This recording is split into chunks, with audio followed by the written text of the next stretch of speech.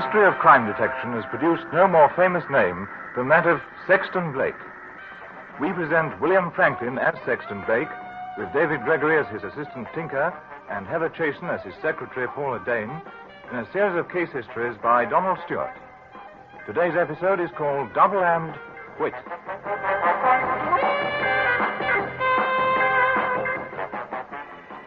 What time is Eustace Crail due, Paula? If he's punctual, in 1 minute, Mr. Blake. He's always punctual. I believe he lurks somewhere with one eye on his watch so that he can be on the dot. See after this time, Governor. I've no idea. It could be anything with Mr. Crail. The last time he came here, we all ended up in the middle of the Sahara Desert. I haven't recovered from that camel yet. I don't know which looked more pained, you or the camel. I behaved with my usual natural dignity. Oh, yes, quite. And if I remember rightly, the camel didn't. And that's Crail now. Shoot him into the living room, Paula. Tape the interview as usual, Tinker. Okay, Governor. Good morning, Mr. Crail. Mr. Blake is expecting you. How are you, Miss Dane? You look as charming as ever. Thank you. If ever you feel like changing your employment, there's always a post for you in Department 7, you know. I'm afraid by that time my age would prevent me from being of any service to you, Mr. Crail. And Mr. Blake is in the living room. You know the way, don't you? I do, indeed. Come in, Crail. Thank you. Now, sit down. And try one of these cigars. Oh, thanks. Are you very busy at the moment, Blake? Yes, but what are you getting at? The department wants your help. A rather difficult mission. It's an amusing word, mission. It has the connotation of no return. What kind of mission? Unusual. You're the only man who might carry it out successfully. Might? There's a certain element of danger. Ah, you see what I mean by its connotation. All right, tell me what it's all about. Charles Rayner. Charles Ray... The spy, now serving a long prison sentence. That's right. As you know, he started as a British agent working for the department in West Germany, was contacted by the Russians, and acted for some time as a double agent. With the full approval of your department. Oh, we thought it was a good idea. Our plan was that he should pass on false information. Whereas, in actual fact, he had access to information of the greatest importance, which he was giving to the Russians and getting well paid for it. Until we found him out. Which was more by luck than intelligence on the part of your lot. We simply couldn't believe that Rayner had turned traitor. Naivety has become synonymous with British intelligence. There's no need for sarcasm, Blake. Take as a whole, we do a pretty good job, you know. Yes, that's the astonishing part. Anyway, why go over all this old hat stuff about Rayner? I mean, he's locked up in prison. That's the point.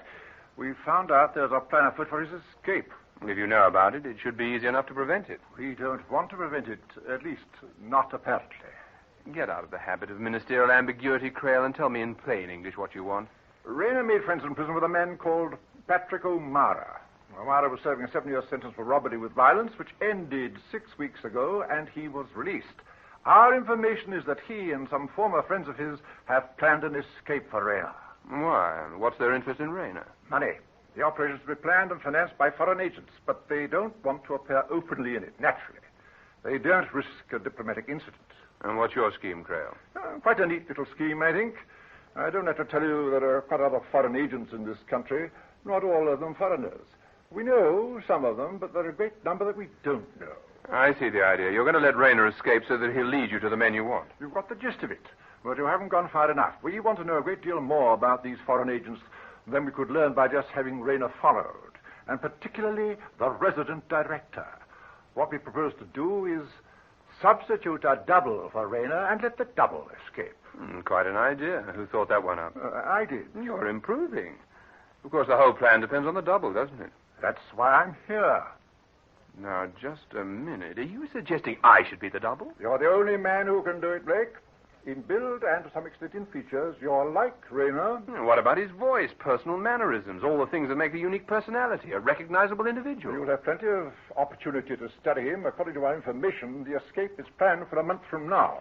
Reliable information. One of our best men? How many people in the department know of this scheme? Only myself at the moment. Can you guarantee to keep it like that?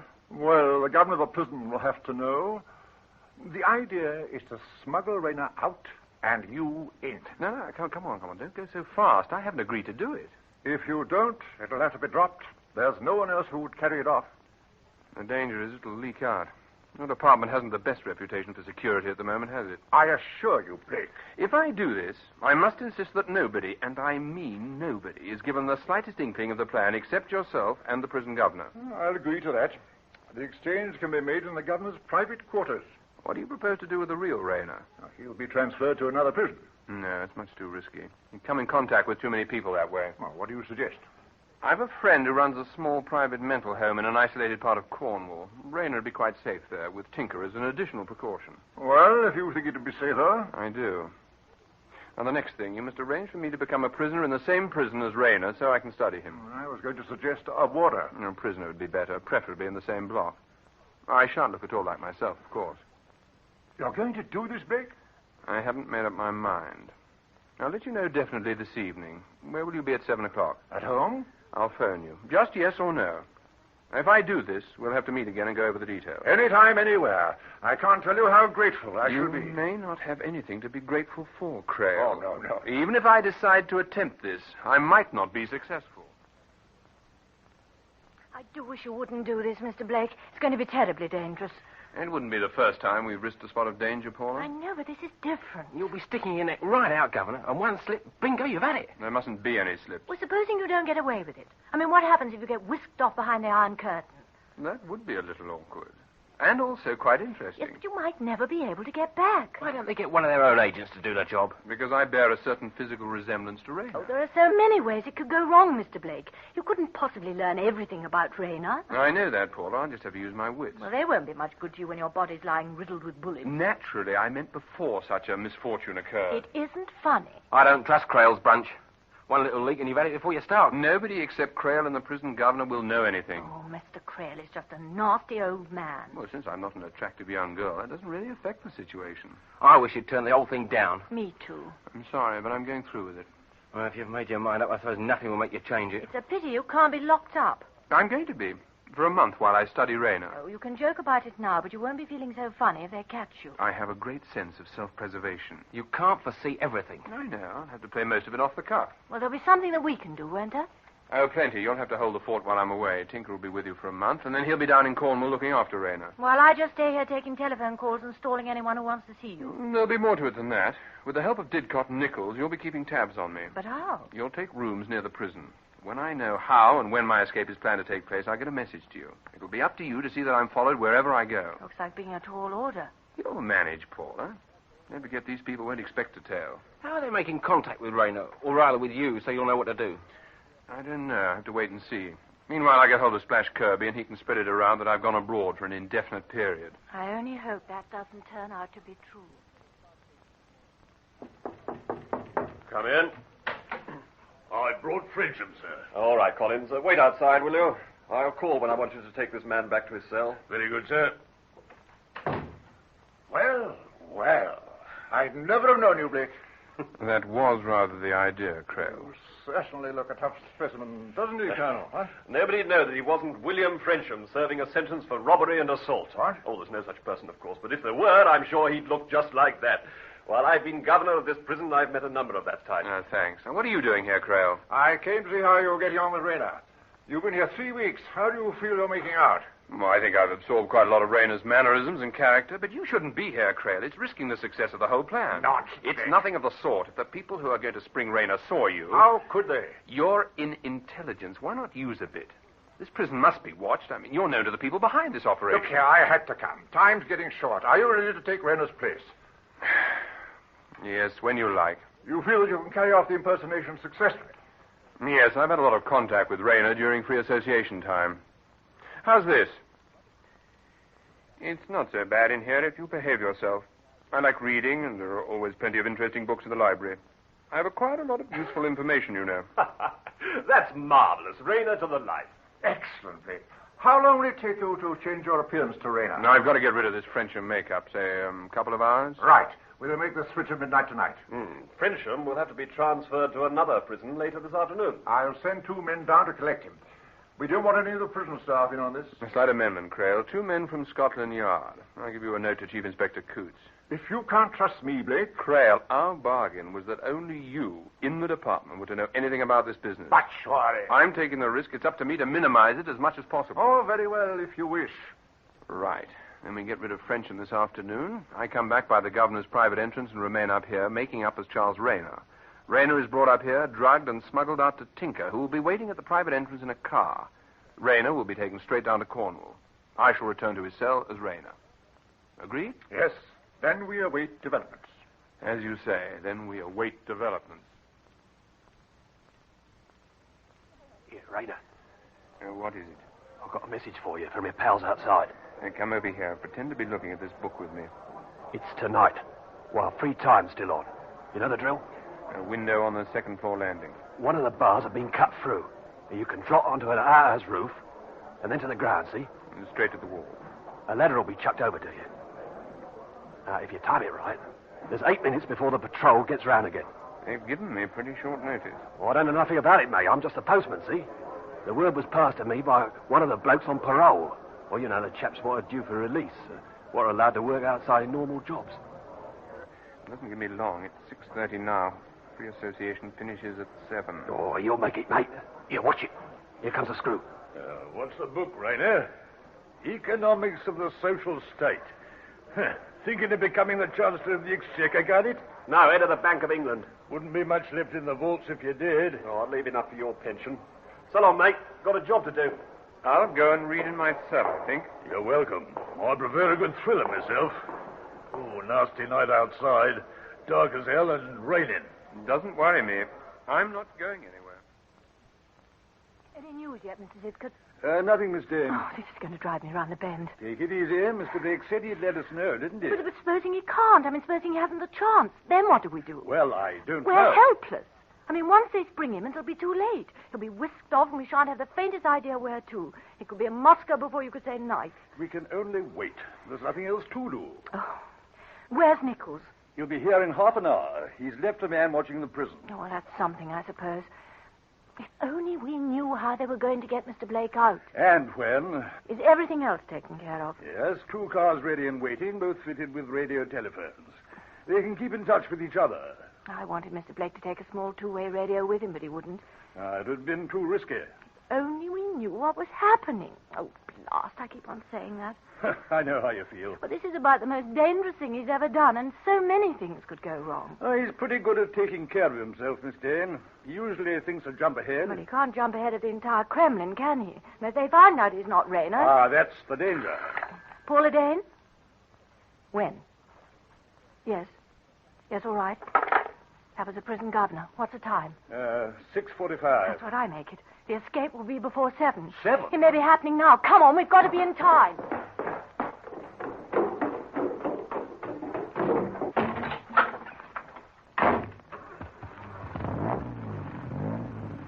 One the other car. Hello? Hello? PD2N? PD2N? Yes, listen. Escape any minute now. Watch out. Well, that'll be it. All right, we'll be ready. Covered van has just pulled up near the prison wall. Huh? Nichols' man is watching from the other end of the lane. If they go that way, he'll follow and keep in touch with us on the phone. Well, we can do the same if they come this way. I mean, it can't be more than a matter of seconds. Wish it wasn't so dark. Can't see far. I wish it was Nichols in the other car. He's sure to put on one of his best men. Don't worry about that. Daren't lose that van. We're 2 to 1. That's the van. Here we go. PD2N? Yes. Just past us. We're on our way. You trail it. Right, we will. Mr. Blake is in that van. They've got him out over the wall. I wonder where they're making for. Whatever it is, I hope to heaven we don't lose them before they get there. You are surprised, Mr. Rayner. You did not expect to be brought here. Frankly, no. Are you working for KGB? I am working for the Chinese government, Mr. Rayner. But I understood it was KGB who planned my escape. Oh, it was? We merely stepped in before them? You mean that the Russians don't know I'm out of prison? I should think it very unlikely at the moment. But it won't be long before they do. As you are aware from personal experience, Mr. Rayner, our friends are experts at acquiring information. I don't know who the devil you are. You may call me Mr. Kwong. It is not my name, but it will suffice. Well, Mr. Kwong, perhaps you will explain why I've been brought to the Chinese legation. Surely, Mr. Rayner, you can supply the answer to that from your own intelligence. I demand that the Russians are notified at once. You are not in a position to demand anything, Mr. Rayner. Let me remind you that you are an escaped prisoner in the first place, and in the second place, this is the Chinese legation, inviolate under diplomatic law. You intend keeping me a prisoner here? I prefer to say a guest for an indefinite period. And why split hairs? And what's the object? You have been very successful double agent, Mr. Rayner. For a considerable number of years, you have been in possession of secrets concerning both the English government and the Soviet Union. You are aware of their spy network. I see. Of course you do. You are an intelligent man. You're not going to get anything out of me, Mr. Kwong. I wouldn't be too hasty, Mr. Rayner. When the KGB find out what's happened... What can they do? They won't just shrug their shoulders. It will be interesting to see. They certainly won't risk a diplomatic incident or any trouble with Peking. They've got that already. Relations are hardly amicable, are they? A slight friction, perhaps. We don't see eye to eye with many of their policies. This is hardly likely to improve things. That need not concern you, Mr. Rayner.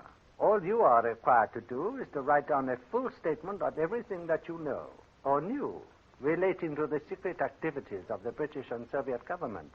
Why should I? There are many answers to that question, Mr. Rayner. Give me one. It would be to your advantage. How? You would not find us ungenerous, Mr. Rayner. You must be in possession of a great deal of information. Important documents pass through your hands, Mr. Rayner. You are also able to deliver to KGB a number of British agents working in East Germany. I've no doubt that you did the same for a number of Soviet agents working in the West. Do you think the Russians would have planned my escape if that were true? That depends on the reason, Mr. Rayner. Perhaps when we anticipated that plan and brought you here, we saved you from a great deal of unpleasantness. Are you suggesting... Nothing. The Russians are a cautious and suspicious people, Mr. Rayner. They suffer from a great fear of the West. Anyone they are afraid of is liquidated. But you are safe here. A comforting thought. A room has been prepared for you. You will find paper and pens, or if you prefer it, a tape recorder. You seem to be taking things for granted. It would be preferable if you agreed willingly. The alternative would, I assure you, be extremely painful. I see. I am sure you are going to be sensible. We need the information you can give us, Mr. Rayner, and we shall go to any lengths to get it. You understand? To any lengths.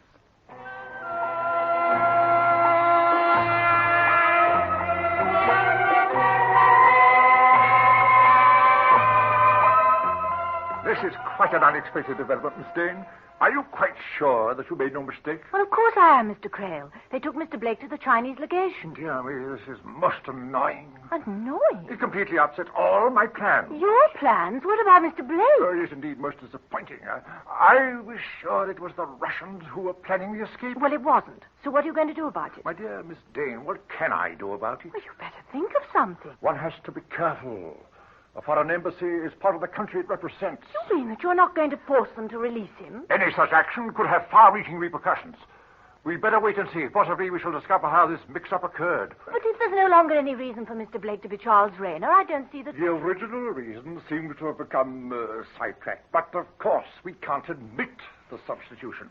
Both the Department and the Foreign Office would strenuously deny even a hint of such a thing. Which nobody would believe for a moment. Naturally. But it's the correct procedure. Every government in this world knows it doesn't mean a thing. How diplomatic. Exactly. Now, my dear, since there's nothing we can do, how would you like to come out with me for a bite of supper? I shouldn't like it at all. Come. Take your mind off things. Nothing like a pleasant interlude in times of stress. No, thank you, Mr. Crail. Your idea of a pleasant interlude would not be mine. Excuse me. Hello? Crail speaking. Oh, yes, what is it? Good heavens, how did it happen? Anyone hurt? Oh, dear. That complicates matters. Yes, all right, I understand. Goodbye. That was Tinker. Tinker? What's happened? They had a car accident. Nobody hurt. But Charles Rayner has escaped. What? Not a very pleasant bit of news, is it? Oh. It was this fool on the bicycle. Shot out from a side lane, and the next second we landed in a ditch. When we'd sorted ourselves out, Rayner had scooted. I told us to strip off those chaps from the yard. Well, it wasn't their fault, Mr. Cousy. It wasn't anybody's fault except that nit on the bike. So now the real Charles Rayner is free. And the governor's inside the Chinese legation. All of a bit of a mix-up, innit? Oh, what happens next? I suppose Rayner will make for his Russian contacts. It may take him some time. Every policeman in the country will be looking for him. They don't know the escape wasn't genuine. Well, it's genuine now, isn't it? Yes, and Rayner's going to tell the Russians, isn't he? I mean, they know all about Mr. Blake. Rayner didn't know that. Oh, you know what I mean. They'll know that it wasn't Rayner who escaped from the prison. Going to make it awkward for the governor. Awkward? Don't you see how serious it is? The thing is, what can we do? Difficult situation. Can't mess about with the legation, you know. Lead to international complications. Oh, I see. So we just sit here and twiddle our thumbs, do we? I'll back Blake to deal with most situations. There's always a first time, though, isn't there? Good morning, Mr. Rayner. Is it? Not having a window, I can't hazard an opinion. I brought you the morning newspapers. You appear to be famous or infamous, depending on your personal view. Which is yours? My view is always governed by expediency, Mr. Raymond. I have hit the headlines. Your escape is attributed to a carefully planned Soviet plot. It's rather amusing. How did you become aware that there was a plan for my escape? Mr. Rayner, you do not have the monopoly of being a double agent. I see. I suppose that accounts for the short notice I got. It was unfortunate, but we had to act quickly. I hope you'll find all the trouble was worth it. That is up to you. I'm afraid any information I can give you is rather out of date. Some, naturally, but I believe you know quite a lot about Alexis Adrevsky, do you not? Andrevsky. Oh, don't pretend that you haven't heard of Adrevsky, Mr. Rayner. Who is Andrevsky? Perhaps you know him better as Unit 1. Yeah, of course I've heard of Unit 1. I was sure you had. But I never met him. He controls the British network of Soviet counter-espionage. His headquarters are either in or near London. Why don't we reverse roles? You know more about it than I do, Mr. Kwong. I can hardly believe that, Mr. Rayner. Come. I want to know the name he is passing under in this country and address from which he works. Why? There are a great number of Soviet agents in China, Mr. Rayner. The majority of them are Chinese, some in high places. The KGB have a very high opinion of Adrevsky. They would be willing to make a deal sooner than any harm should come to Unit 1. A neat idea, Mr. Kwong, depending, of course, on whether you can get hold of Unit 1. You know Adrevsky. We are aware that you met him several times when you worked at the Foreign Office. Your information is wrong. You are a very obstinate man, Mr. Rayner. A pity. We might have settled this matter quite amicably. However, you will have all day to think it over. I shall be away until tomorrow. Supposing I could supply you with what you want to know, what happens to me afterwards? That is a problem, Mr. Rayner. If we let you go, you will be picked up by the police or the Soviet agents. How does China appeal to you? I adore light cheese, but then again I like stroganoff. It's a difficult choice. I'm afraid the only alternative would appeal to you even less, Mr. Rayner. Any news from Didcot, Paula? No, he should be here any moment, though. Do you think we ought to go through with this? Well, nobody else is going to do anything, are they? Mr. Crail just looks down that long nose of his and reels off yards of rubbish about the fundamental principles of the Foreign Service. What are they? Do nothing if you can help it, and if you do something by accident, never admit that you've done it. That'll be Didcot. Oh, I'll go. Come in, Didcot. Well, what's the deal? It can be done, but it'll be risky. All right, let's hear the worst. The only possible hope is from the back. There's a door in a high wall that leads to a square yard. Tradesmen deliver that way. Guard on the door? I don't know. It's kept locked. The tradesmen ring and someone comes and unlocks the door. Oh, there's bound to be a guard, particularly at night. Almost certain, I should think. Even if we got inside the place, how do we find Mr. Blake? It's a large building. Well, we can't try every room until we find the right one, can We'll we? just have to think of some way. You won't have to give yourselves any unnecessary headaches. Oh, Mr. Blake. Sorry to startle you. How the blazes did you get here, Governor? Through the front door. But how did you get out of the legation? Actually, I was let out by the back door. And we've been worrying ourselves sick, planning to rescue you. What It happened? was quite simple, really. The Russians had an agent planted in the legation. Chinese, of course. Works there as a clerk. The chief security bloke, Mr. Kwong, was out, and this chap took the opportunity to have a little chat with me. Result, here I am. Oh, that's a relief. It all worked out rather well, in spite of the unexpected switch. This chap, Ho Pin, has arranged for me to meet Unit 1. Who's he? Alexis Andrevsky, the man in control of the Soviet spy network over here. Crail will be delighted. It's the main objective of the whole operation, after all, to find Unit 1. Well, where are you going to meet this man? On the platform of Oakwood, a station on the Cock-Fosters line, round about 8 this evening. Well, how will you know him? Well, he'll know me. As Rayner, of course. Mr. Blake, you don't know it, but the real Rayner has escaped. What? We had an accident going to Cornwall. Rayner got away and the General's a model. It can be a bit awkward if he contacts any of his Russian friends before I meet this chap Andreevsky. Well, what are you going to do? I have to risk it. Rayner won't have any money. It's going to be difficult for him to get anywhere dodging the police as well. His photographs splashed all over the front page of the newspaper, so he'll have to keep well away from the populated areas. Yes, I think there's a good chance that he won't be able to chuck a spanner into the works. Anything I can do? I don't think so, Didcot. Not at the moment. Paula, get on to Crail and Coots. I want them both round here at 5 o'clock. Don't tell Crail why. I'll explain when he gets here. Well, I'm glad Chief Inspector Coots is coming, too. Why? A girl needs police protection when she's dealing with Mr. Crail.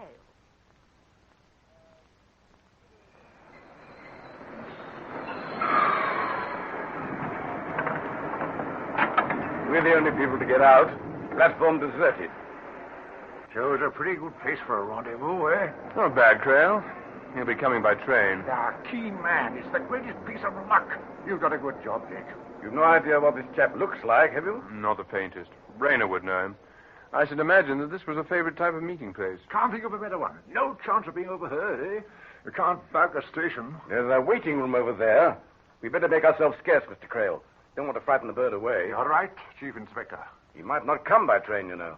Could be fly enough to get here earlier and spy out the land. There's no reason why he should be suspicious, unless the real Rayner has succeeded in getting in touch with him. In that case, he won't come at all. Rayner seems to have vanished into the blue. We've checked on 1 or 2 reports from people who said they'd seen him, but nothing came of them. You'll be all right in here. Now, keep clear of the window. As soon as our man starts talking to me, you can come out and grab him. After that, he's all yours. I've got men all round the station in case of trouble. I hope there won't be any. I hate violence. Don't worry, Crail. We'll take care of you. I doubt if any foreign agent would willingly harm a hair of your head. You and your department must be their greatest asset. Really, Blake, I think that's going a little too far. I admit that we've made a few mistakes. Now, listen, here comes the train.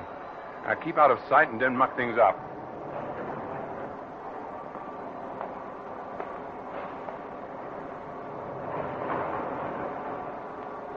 Good evening, Mr. Rayner.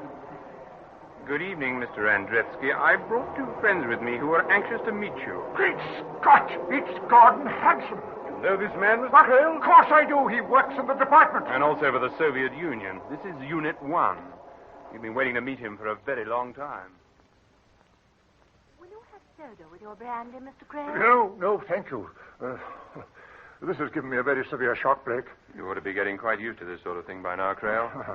Hanson, I can't believe it. First-class background, Eton and Oxford. With a strong recommendation from the Russian government. You don't seem to realize how serious this is, Blake. All sorts of questions were raised in the House. It'll shake the people's faith in our security system. Very probably. This man Hanson was able to fool a lot of you.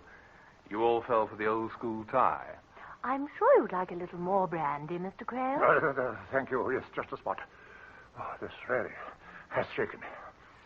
There you are. That'll give you strength for the next shock. Oh, what's that? Have you thought what's going to happen about Rayner?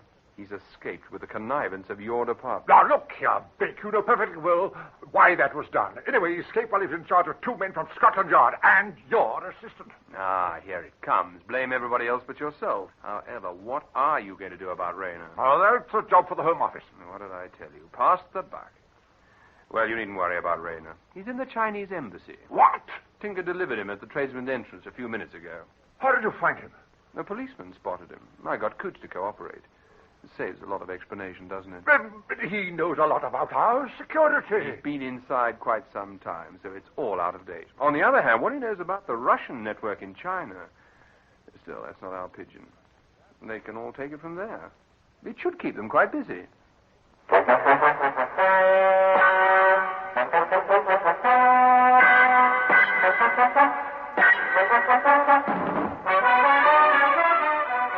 That story in our Sexton Blake series was called Double and Quit and was written by Donald Stuart. William Franklyn was Sexton Blake, David Gregory Tinker, and Heather Chasen Paula. Mr. Crail was played by Rafe Truman, the prison governor and a prisoner by Bernard Brown, a prison warder and Didcot by Humphrey Morton, Mr. Kwong by Frank Henderson, and Detective Chief Inspector Coots by Wilfred Babbage. The series was devised for radio by Philip Ridgeway and produced by Alastair Scott-Johnston.